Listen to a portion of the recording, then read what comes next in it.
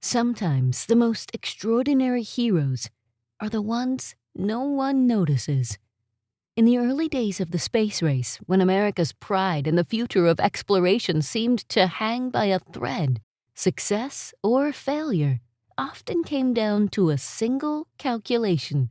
But imagine trying to prove yourself in a world where the odds weren't just stacked against you, they were stacked like a wall of segregation, a wall of prejudice, a wall that insisted you didn't belong. Twist, twist, twist of fate radio.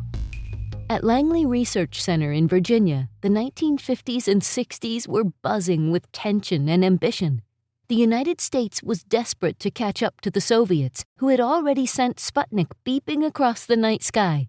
Every launch failure felt like a national humiliation. Every success was urgent, vital, history in the making. And yet, behind those rockets and capsules, there was another race quietly unfolding, a race not of machines, but of minds, numbers, endless numbers, equations that could mean the difference between life and death, success and disaster. In a time before powerful computers, the work fell to people known simply as human computers. They filled rooms with chalkboards, pencils, and stacks of paper, running calculations that had to be flawless. Among them was a small group of women who worked quietly, methodically, often separated by both race and gender from their colleagues. They weren't invited to the meetings where the big decisions were made. They weren't even given the spotlight when astronauts shook hands with engineers. In fact, sometimes they weren't even allowed to use the same restrooms. Yet they persisted. Day after day, they walked into a workplace that doubted them, into a culture that underestimated them, and proved through sheer brilliance that they were essential. Their calculations weren't abstract theories. They were the very roadmaps that guided rockets through the skies. The tension only grew when NASA planned to put a man in orbit. Every figure had to be exact. The tiniest mistake could send a capsule spiraling off course, stranding an astronaut, or worse. Engineers and administrators were nervous. Astronauts were downright skeptical. The machines that were beginning to take over the math could spit out answers quickly, but could they be trusted? And then came a moment that tested everything. Astronaut John Glenn, preparing to orbit the Earth, had a choice. Put his life in the hands of a computer, or trust the steady work of a human being who could see what machines sometimes missed. Glenn himself demanded that one of these mathematicians personally check the numbers before he would launch. Only when she confirmed them did he strap in and soar into history.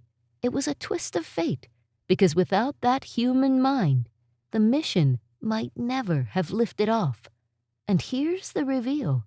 Those brilliant mathematicians were black women. Katherine Johnson, Dorothy Vaughan, Mary Jackson, and others whose names history nearly forgot.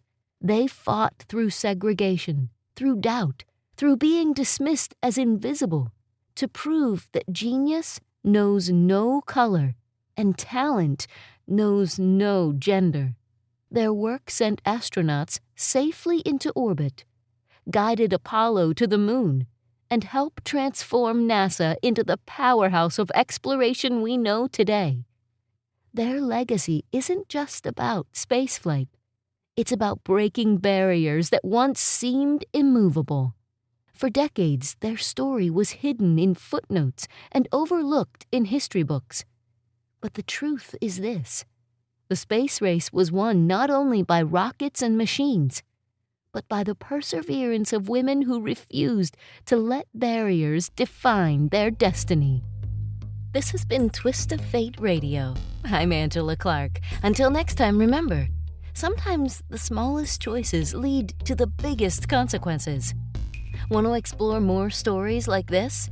Visit twistoffateradio.com. There you can read more details about this story and others like it. Plus, you can submit your own Twist of Fate story to be considered for a future episode. You never know what twist of fate is coming next.